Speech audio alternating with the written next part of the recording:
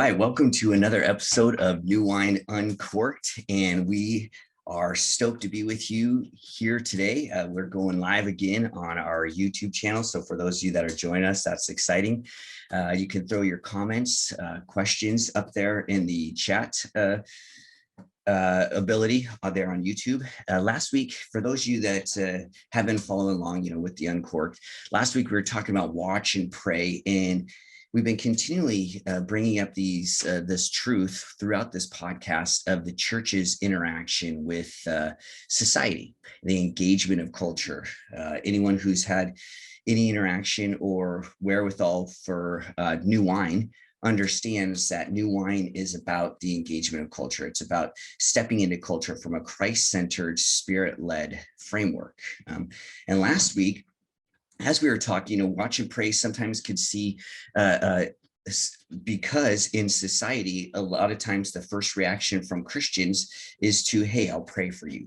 And so we've seen throughout the course of history, in light of, in response to the tragedy of school shootings or mass shootings, a lot of the first response from Christians is, we'll pray about it. And then days after, nothing happens, months after. And I was watching, I can't remember who I was listening to, but they were talking about how movements around causes end up fizzling, but relational movements where we step into life, that is long lasting, because when we continue to do things with one another because of one another, as opposed to the cause, and so the protesting, if you're protesting just for protest's sake, it's going to fizzle. Same thing with the church. If you're doing religion just to do it, to be a part of a group, it's going to fizzle when tough times occur. So this week, based on what you were talking about last week, Phil, when you posed the question to each one of us, is to, does anyone even go ask a pastor anymore?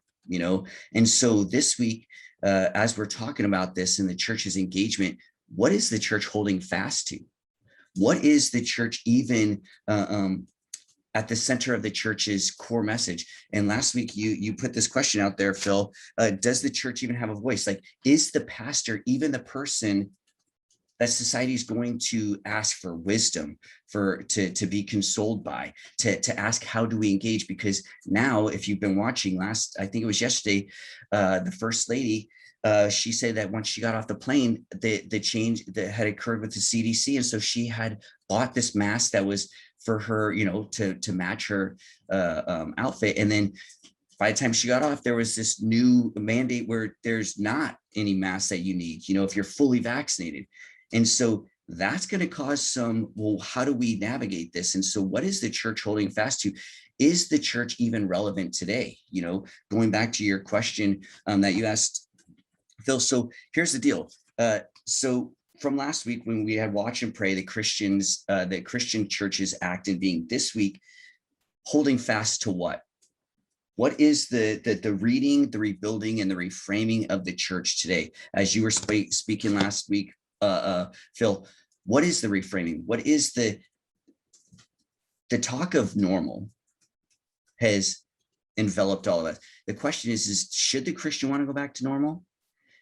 Normal, the way we've been living, has been on this side of the garden, in the sense that we continue to go back to the tree, wanting more and more. That's the normal that we're talking about, like the church. And if anyone was paying attention yesterday, the evangelicals don't want normal. The religious right, Franklin Graham was out there really imploring, get the vaccine, right? So even evangelicals with evangelical leaders, Franklin Graham, they don't want to go back to normal.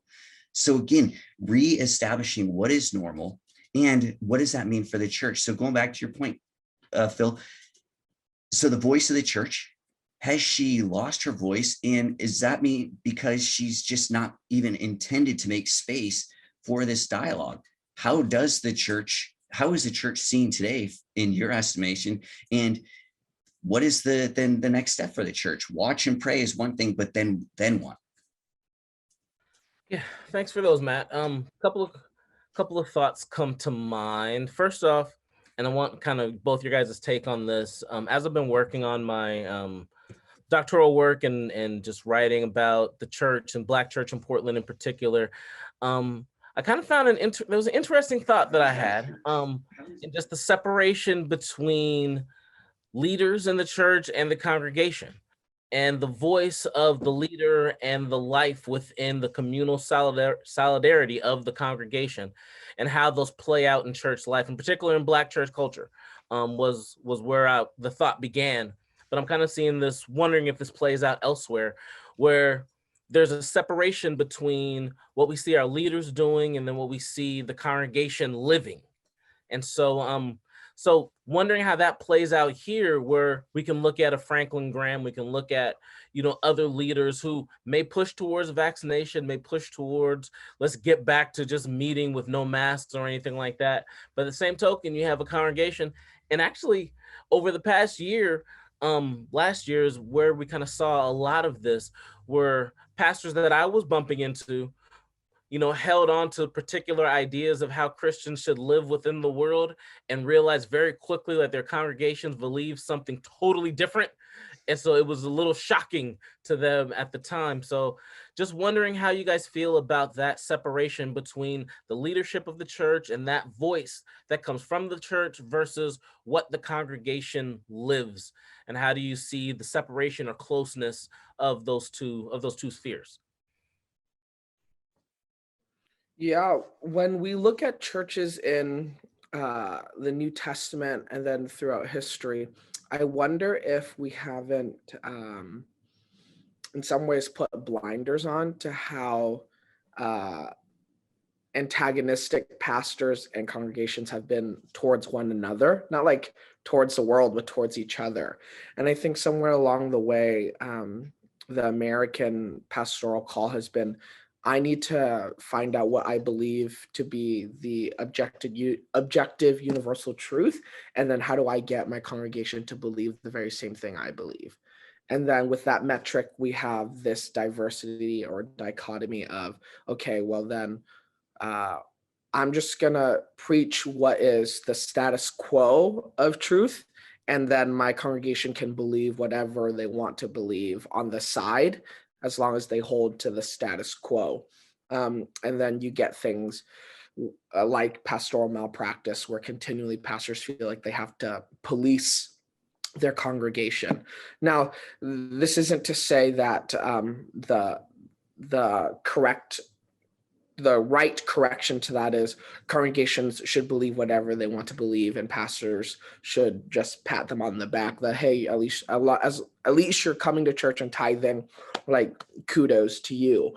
But I also think pastors, our role isn't to try to get somebody to believe something. I think it originates on God's end, where God regenerates somebody and then they believe in response to that. And so, case in point, whether it be the COVID vaccine, where the CDC now says if you're vaccinated, you're pretty much safe and you don't have to wear a mask.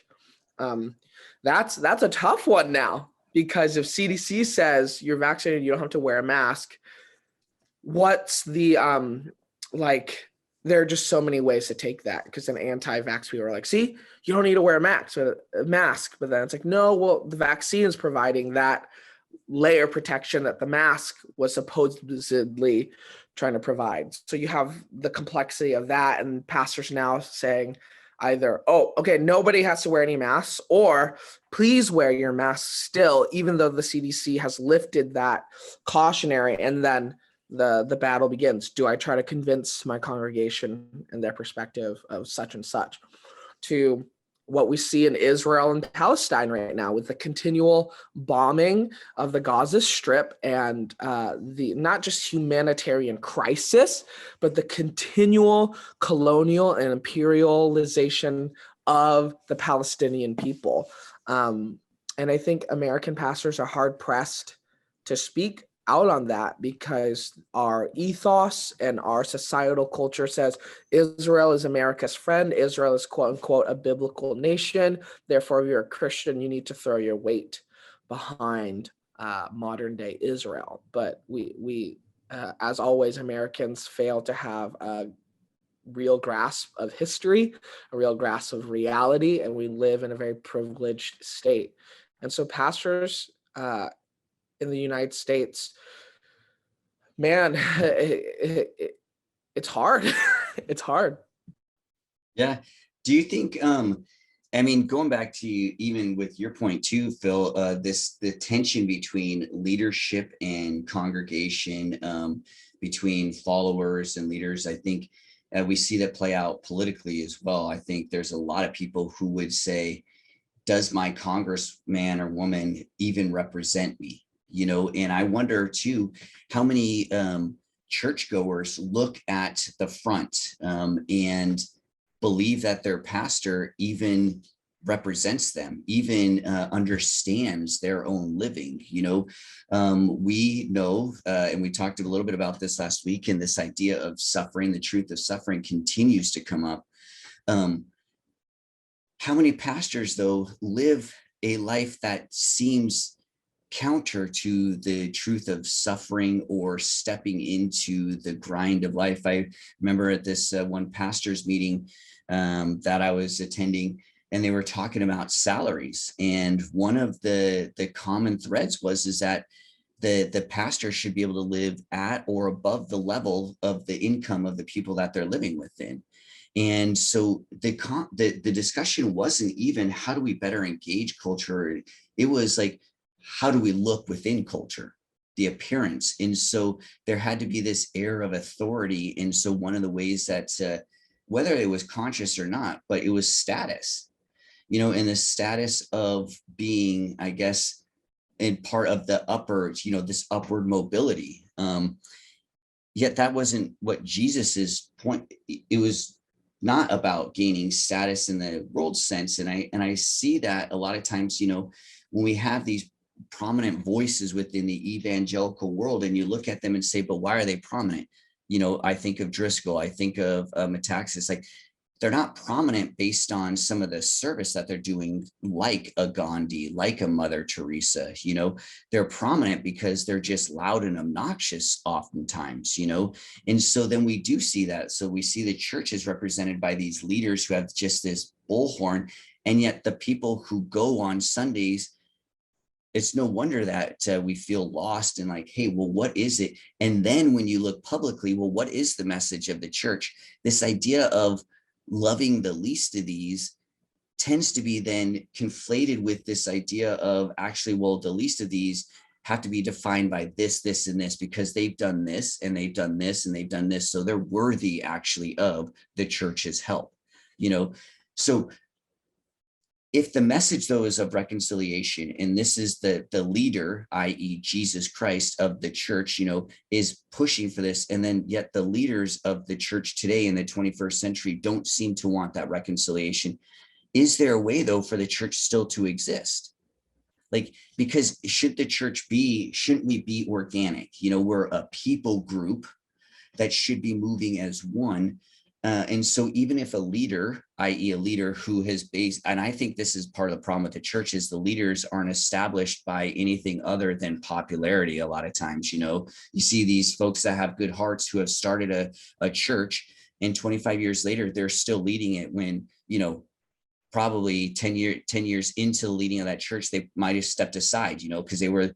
And so how does the church though continue to function if, as what basically is being insinuated here, Phil, with your question, is there is a complete disjointing. There is a gap between leadership, the voice, and are they the voice of the church, and then the followers, the attenders? How do we reconcile that? Yeah, that becomes the question. Like, how do we reconcile it? How do we bring those two forces back together? Because in part, when we look, and this connects kind of to the questions at the intro, where the church may not have a voice in society because many of us don't really care for the voice of our leaders, and in the congregation, we are the people, and so we're just this mob of people that's kind of going in the various directions that mobs of people can go in, and without any real guidance, without any real direction, kind of just doing our thing. And the older I've gotten, the more I remember being in my 20s, listening to guys in their 40s that were a part of our church, and they were just like, yeah, kind of just here, kind of just doing my thing. I'm not really paying attention to pastor, but this is the church I go to, and that's it. And then, you know, in my 40s, I'm like, okay, I'm not connect. At one point, I wasn't connected to a church. So I'm just like, oh, this is a weird place to be in, but I'm kind of going to continue to do the seminary thing, continue to do this stuff, and not being connected to a church was really weird. So it's a weird, it's an interesting divide. I think it plays out, and I mean, at least what I've saw with the Black church, it plays out in an interesting way. Just knowing that the prophetic voice of the church, of the Black church, has been so much of a thing that we can talk about, that we've seen as a model for kind of bringing together political thought with religious thought and those kind of things. But that voice kind of only speaks to the congregation only so far. That voice is actually more meant for the public sphere. And the life within the church is something interesting and something different, that you see more communal solidarity coming in, just helping the community around them just in order to survive.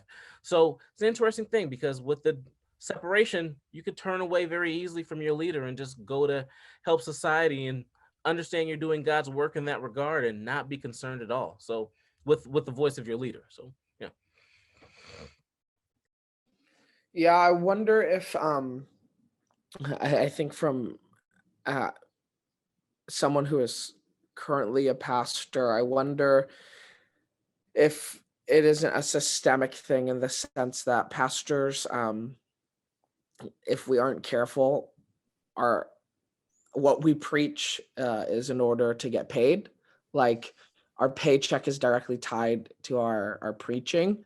And so we perpetuate a system that actually harms our congregation, because our congregants, if they hear something preached that is something they disagree with, they will make it known by going to a different church and not quote unquote paying our paycheck, or refusing the monetary contribution to that particular church. And then so we enable bad behavior, and then we participate by perpetuating bad behavior, because we're not truly preaching what we believe.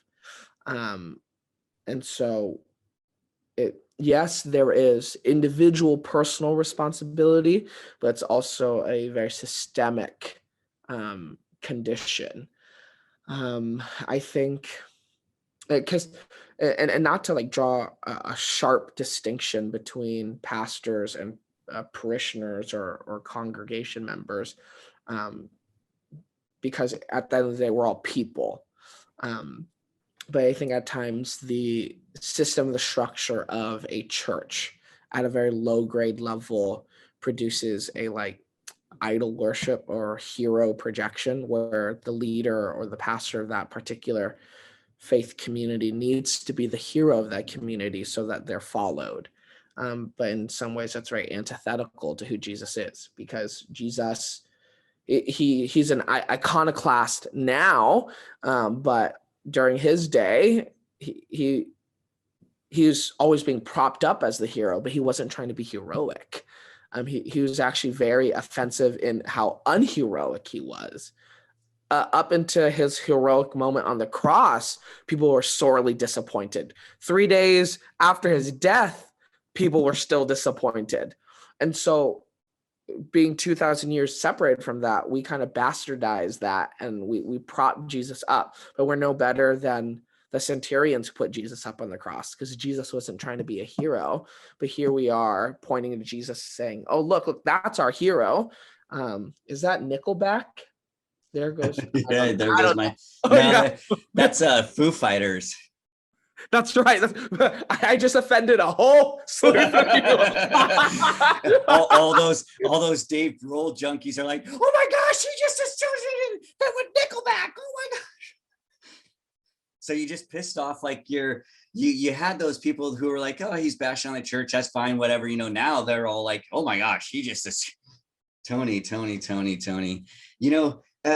Which it goes back to, though, Tony, this is the point you kind of made this, or you have been, like, with this idea of suffering and in the lack of, like, he didn't mean to be a hero, right?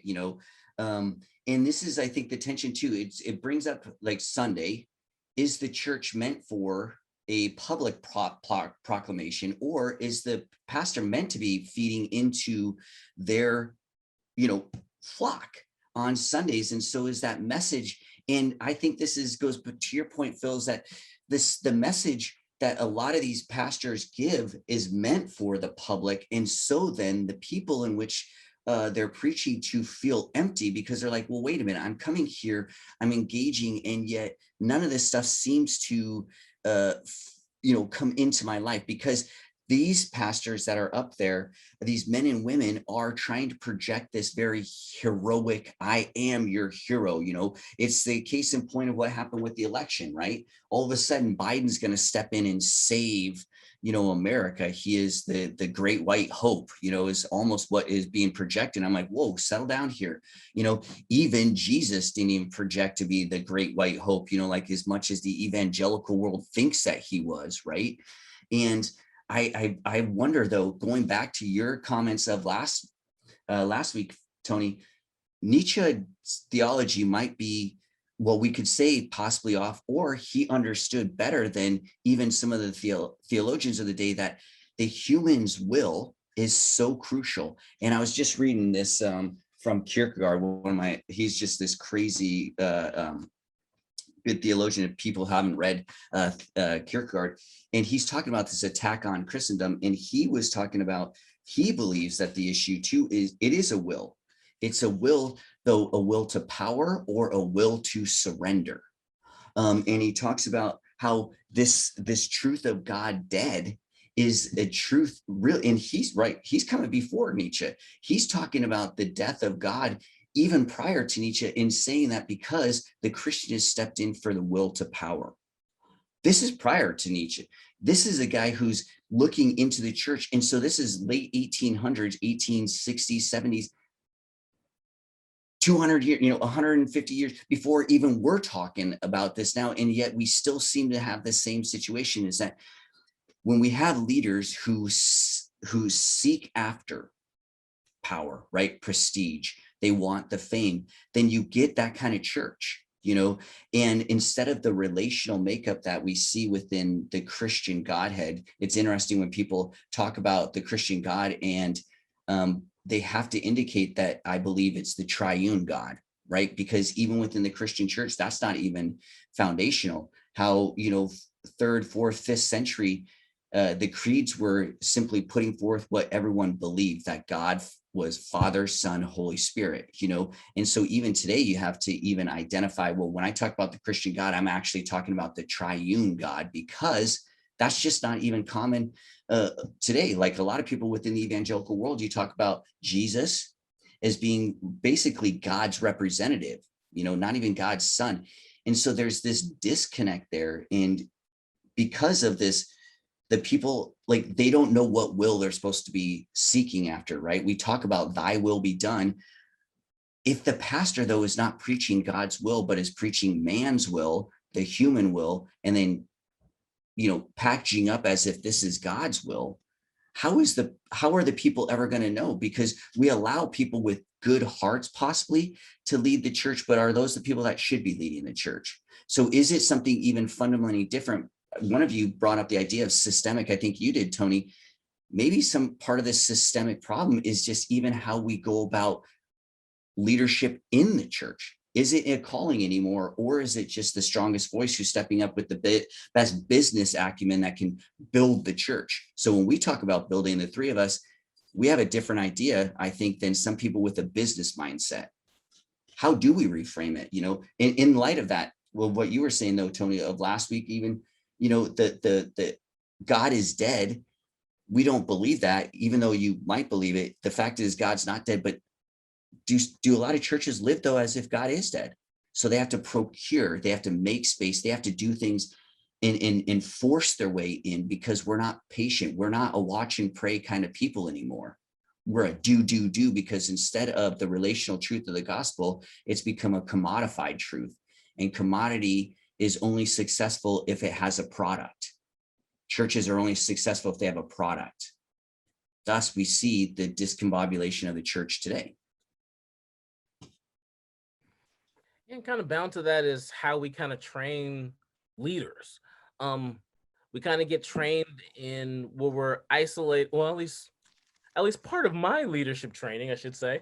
I was, going to seminary where we didn't really talk about the uniqueness of people's stories and people's lives, and the way we apply these principles of the gospel that we were taught in school and learned very well in depth about, that we weren't really connecting those things with people. So now we jump into a church and we need to connect what we believe about Christ with the life that our congregation's leading, and we end up with a lot of disconnections and a lot of things that, and also going to, I mean, we know this, going to school that we went to, and the fact that, we were good in some regard because we looked at contemporary cultural issues. And there were other folks in seminaries that were spending time developing and forming their ideas, kind of like how Tony is now. We're forming and fashioning how you understand the gospel in light of particular things. Where when I was in seminary, I don't feel like I was doing that. I was kind of grasping at ideas that were very, very foreign to me, that were new ideas to me. And so now I'm trying to bring those to bear on the life that I understand with the Christians that are around me and the church that I led at the time. And it was very difficult and very challenging for me. So yeah, so just figuring out how to bring that where there's more understanding of people's stories and how this kind of stuff works within life is an important factor as well. Yeah, I don't think we have an adequate understanding of desire. And so when somebody desires to be a pastor, the only way they can quote unquote be a pastor is if they're called. And so Protestants don't have a good discernment process. We just chalk it up to God calling us to ministry, and therefore we it's kind of foolproof. It's unassailable within Christian terminology, because if God's called somebody, who are we to say? And then from that point on, it's up to us to disqualify ourselves. So God's called us, but then it's up to us to really bomb out. But then you have different levels of bombing out. Some levels you can recover. Some levels you can choose to be a pastor again. Some God definitely has to recall you back, and it's not cogent. I think with churches, and when I say churches, predominantly I'm speaking about Protestant churches, because this might not be applicable to Eastern Orthodox churches and Roman Catholic churches. But I think with Protestant churches, I wonder if it's not that we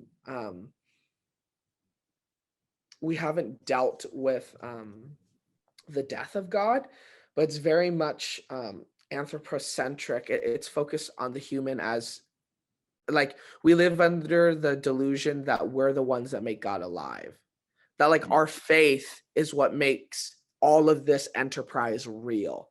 But we fail to see within the biblical narrative that nobody could bring Jesus back from the dead until he willed it. Like for all the crying that his mom did, that did not bring him back from the grave. For all the suffering and doubt that his best friends had, that did not bring him back from the dead. And I think we forget that Jesus, in order to become fully human, has to experience all of that. And it's not somebody acting upon God that wills God, but as Americans, we live in such privileged lives that we think it's our will to power, but we don't will God to do anything. We can watch and pray, and pray is more than just blind, like unsubstantive, like surface level hope, like, oh, I hope God will do this. That's not real Christian hope, Christic hope. Praying isn't that type of hoping that God would only do what I want, I hope. And so there's something much wilder to the idea that God chose to die and only God could choose to live. Again, and so that has nothing to do with what Christians do on a Sunday, as if we, through our proclamation, have the power to bring God back from the dead and make him this centerpiece in our religious festivals. I'm preaching a sermon on Pentecost Sunday next week, and I'll be talking about how because the Holy Spirit is the great comforter, we need to be careful unless we believe that the Holy Spirit comforts us into comfortability or complacency or the like. The Holy Spirit was given for us because we've been marked as a people, as Christians, we've been marked as a capacity to suffer. Because like I quoted Bonhoeffer last week, only a God who suffers can save us. And so precisely because God dies and only God can choose to come back to life again, we are marked with a capacity to suffer. That's our distinctive. When Jesus says, they will know you by the way they love, love in this current temporal age is nothing but a relational suffering alongside each other, for each other. But we keep defining love as the absence of suffering. And we make joy very shallow. Joy is actually what sustains us in our suffering so that we can continue to abide in love. But we just chalk it up to some fantasy utopia out there. And so the Holy Spirit now comforts us into eternal bliss. But that's so far from the truth. And I think that all of the culmination of all of this is why it's so hard to be a Jesus follower in our current country, in our current day and age, and it's difficult to be a pastor. Yeah, the idea of suffering, that the call to suffering, that's what Kierkegaard would place in really pastor leadership of the church. Is it's not a call to leadership, it's a call to suffering. It's a call to lead in what suffering is to look like, is meant to be the reality. And this is what he says: a witness to truth, to the truth of suffering, to the truth of the gospel, is a person who in poverty witnesses to the truth, in poverty, in lowliness, in abasement, and is so unappreciated, hated, abhorred, and then derided, insulted, and mocked. This is their daily bread. That they do not always, they always have this daily bread of persecution because it's richly provided every day. And he says, for the pastor, the church leader, there was never promotion except in the inverse sense, downwards, step by step. This is what I think Paul, the Apostle Paul, is talking about, where he says, I became all things to all people. Bonhoeffer takes this and says, become more worldly than the world. Okay. Some have taken that, I think, as where he was saying become sin. And we've talked about this, and I want to stretch that and say, actually, I think he was reading the folks of the age, with the Nietzsches, with the Freuds, with the Jungs, with the philosophers, even Kierkegaard, and saying, look, actually, to be Christian, to be more worldly, is not to become sin, because Christ became sin for our sake. He doesn't call us to become sin. What does he do? He calls the church, followers of Jesus, to be the righteousness of God. That can't happen, though, if the leaders themselves are not, and if we are called into leadership, you're talking about how we disqualify ourselves, right, Tony? And that plays right into this again, the procurement of power from the hands of the human. If I'm strong enough, I can will myself. This is why the Gnostic movement of the 2nd and 3rd century was so heavily pushed back against, because then it becomes these standards, this normalcy of leadership based on what? Intellect, loudness of voice, and things that you would say the leaders of the church today, do they even represent the leadership style, the model that was presented by the Apostle Paul, by the leaders of the Old Testament, with the prophets that we're talking about, the prophetic voice that you're talking about, Phil? Can that be the prophetic voice of today if our leaders, though, aren't following that prophecy of obedience? Teach them to obey my commandments, right? That my teachings, go make disciples of Jesus Christ, teaching them to obey the commandments, to love the Lord their God. Well, how can one be a Christian and say they love the Lord their God and then not have an aspect of the suffering and sacrificial mindset, this attitude within you? I mean, you can pull so much scripture because it all goes together within this truth of suffering, this truth of sacrifice, this truth of the other. But the other is not so other that they become dehuman. You know what I'm saying? Like when we push the other so far out from us and we say, okay, I'm going to protest, I'm going to go do this for them, but never then relating to them, you know, to the people that we're supposedly fighting for. And yet we don't even know those people. That's my thing. Is like a lot of Christians, I want to say, hey, look, I'm down with you getting out there and protesting the injustices and the unrighteousness. But are you doing it for a cause, or do you actually know the people or those that you're protesting with? Are we, you know, a body?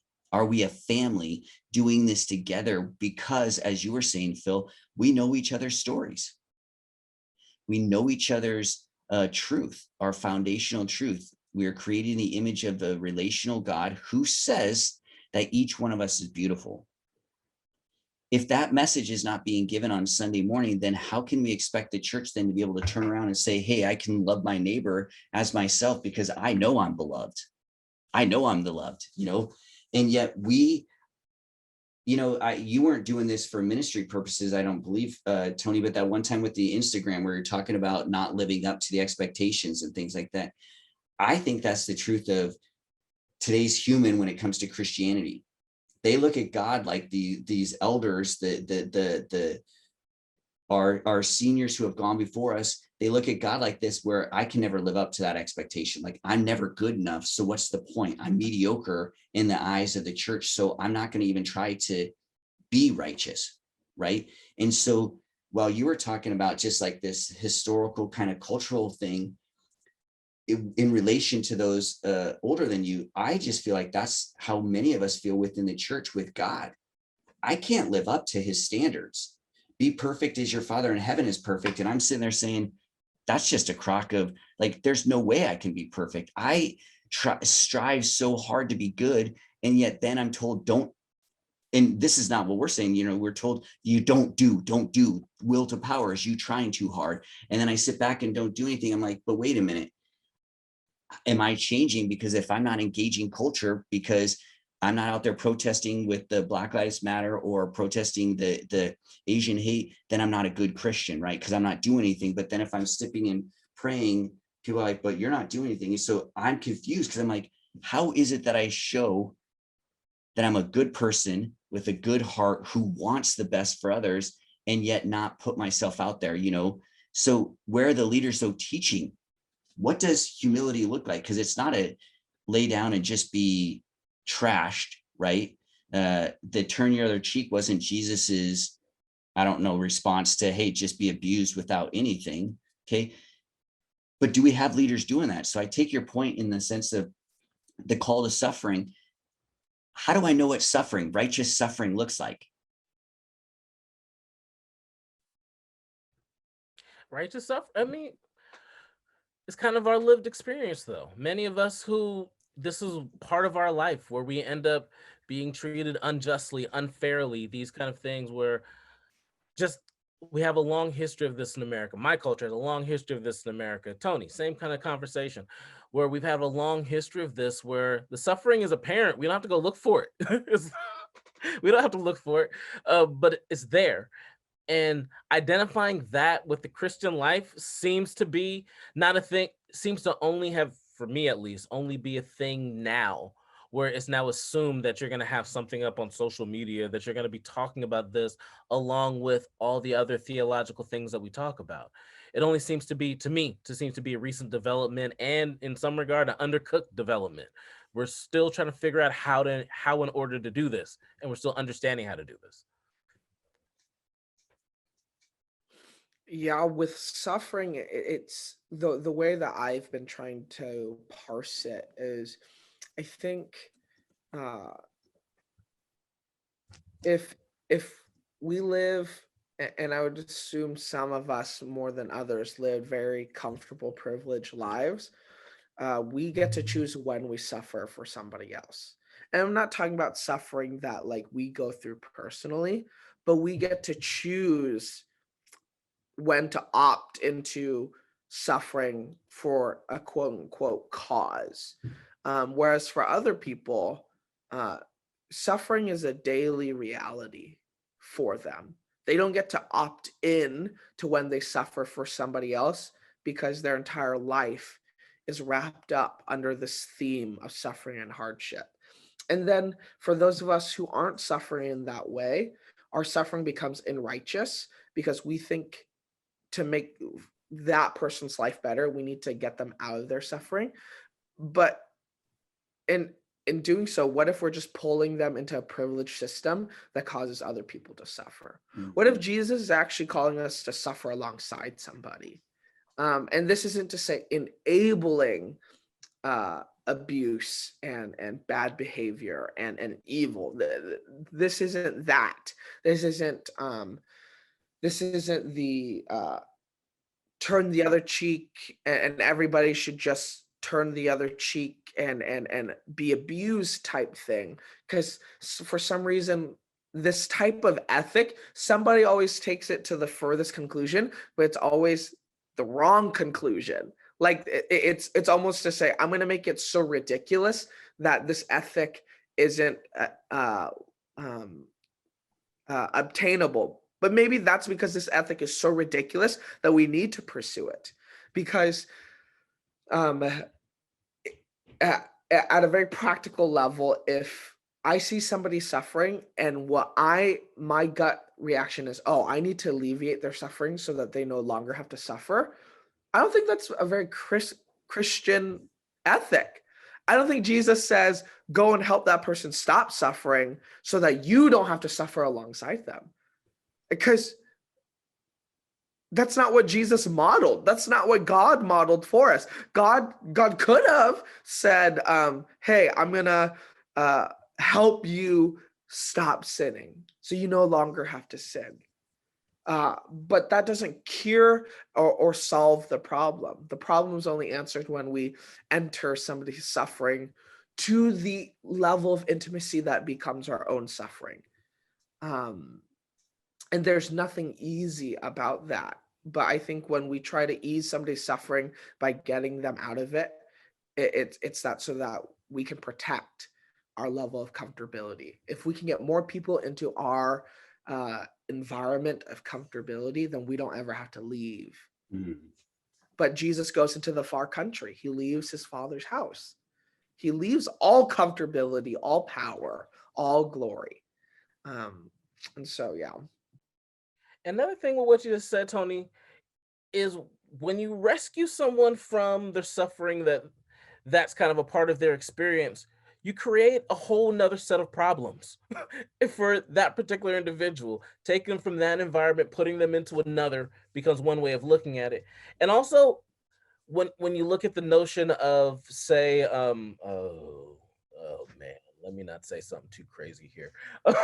So just with theological kind of things, and you end up having that one African-American author that gets granted that one position at the school, and he's kind of absorbed into the entire culture and everything at the school as you described. And again, we're still kind of talking hypothetical, but some of this stuff has happened.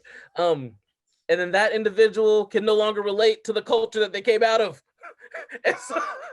And it becomes even a greater challenge and a bigger challenge, not only to the fact that they're uncomfortable in the new terrain, that's created a whole new set of circumstances. So there's a bunch of ways where we have to not necessarily change the terrain, but suffer alongside, enter to the terrain. It's not even bringing Jesus into the terrain, but responding to Jesus that's already there, working in that terrain and changing it from the inside. So, yeah. Phil, I'll get in trouble for us. It's like when evangelical churches take their youth kids on short-term mission trips to orphanages in Mexico, and then those youth kids have now grown up, and when people south of the American border try to come to the United States, no, they're rapists, oh, they're pedophiles, they're drug dealers, they're murderers, those vile human beings. So what happened between all your selfies with all of these kids in the orphanages, and now you're accusing them of being rapists? Come on now, like, there's no co-suffering in that. All you've done is virtue signaled And then now you're accusing people of canceling you. No, we're just trying to hold each other accountable. Well, it goes even more though, Tony. I think even further than at least those folks are going down to Mexico. I think it's even the evangelical community and seminaries reading Martin Luther King Jr., maybe reading James Cone saying, I'm woke. I am like a theologian. Like look at my bookshelf. I'm going to show you all the Black theologians. I'm going to show you Dr. King. And that means that even though I haven't gone into the lower income, the impoverished areas, I haven't sought to go to the schools in my area that are clearly low income, but I've read the books, I quote, if you look at my Facebook, I quote Dr. King, and I quote James Cone, and I quote, Cornel West, so I haven't even gone down to Mexico. At least those folks, yes. And there's the disconnect from I have my selfie with my missionary, and they do it 2 weeks out of the year, and they're international missionaries, right? And then so when we ask kids for their leadership, one of the things is, have you done international missions? Oh yeah, I've gone down to Mexico. Oh, great. International missions, 2 weeks. Hey, don't get me wrong. It's exposing folks, and we need that exposure. But if the exposure is sanitized exposure, might it be worse? The consequences, the unintended consequences are worse, as if what you're talking about, Tony, right? The intention of going and taking those kids was that they could hopefully serve. The unintended consequences were that now they have a superior, I am a 1800s pietistic Christian. Look at me. My piety is above yours because I do these things, right? Doesn't that go into, though, some of the stuff, though, that we're talking about is how do you push, and maybe this is all about the leadership, the theological underpinnings of the leadership is that missions is not going somewhere. Missions begins with Philippians 2. Have this attitude within you. If you're a missionary and you haven't really sat with Philippians 2, and what does that look like? And it hasn't taken you to the garden scene where Jesus is sweating blood, do you even understand missional work, right? Missional work is this will to suffer, which Jesus had the crap kicked out of him, and yet he still stepped into it and said, hey, this is the truth of the Christian message, right? I mean, if you think about that last week, when people say, oh, what does it mean, thy will be done? Look at the last week of Jesus's life. If you want to be a Christian, should this not be the epitome of my life? That every day, you talked about passion and desire, Tony, the pathos of the Christian has been, I think, drenched in the victory of the hero motif, such that if I'm ever seen as weak and crying and less than, then my message is crap, because weakness is not a part of the winning message. And because even with the thing that you were talking last week, Phil, like Nelson Mandela, right? I don't lose, I learn, or some, but there's still, he had to even take it in the language of the context so that people understood of win and lose. We talk about this winning, losing mentality. I'm like, Jesus is never going to be the savior of a winning, losing mentality, because in the context of today's world, he's the grand loser. How can we follow a loser, and still seem to be victorious in today's culture? We might as well just take a 2x4 and just beat the crap out of our brains, because that's all we're doing. Yeah, in 2016, when I was a newly minted seminary student, I had a conversation with a former church member who I was close with growing up before going to seminary. And he was an older white gentleman, and we used to have these like quarterly outings where we'd go to Taco Bell just to talk Jesus and talk life. But 2016, it became very apparent that we were on different political spectrums. And I remember sitting at Taco Bell eating my Crunchwrap Supreme with him. And he was saying, like, Tony, like, the way you portray America is like really a disservice to our country and like to the good work that evangelicals do.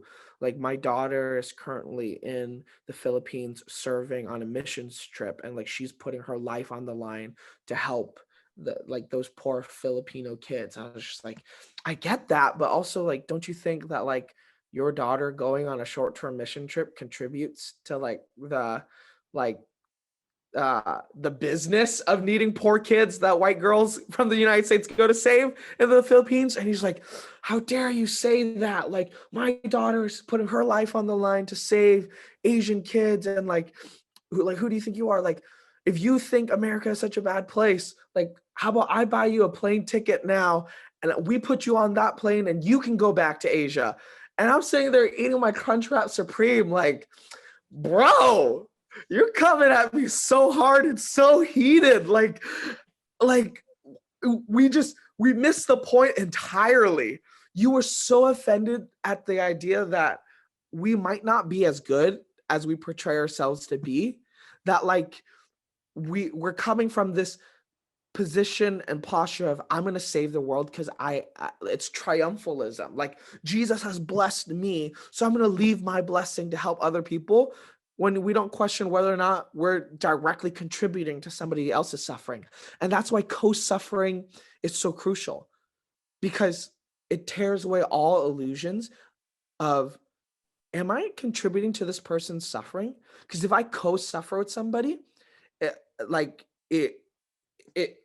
reveals whether or not I'm benefiting from their suffering and whether or not I'm contributing to their suffering. That's why we have to suffer with each other. That's why we have to live life with each other.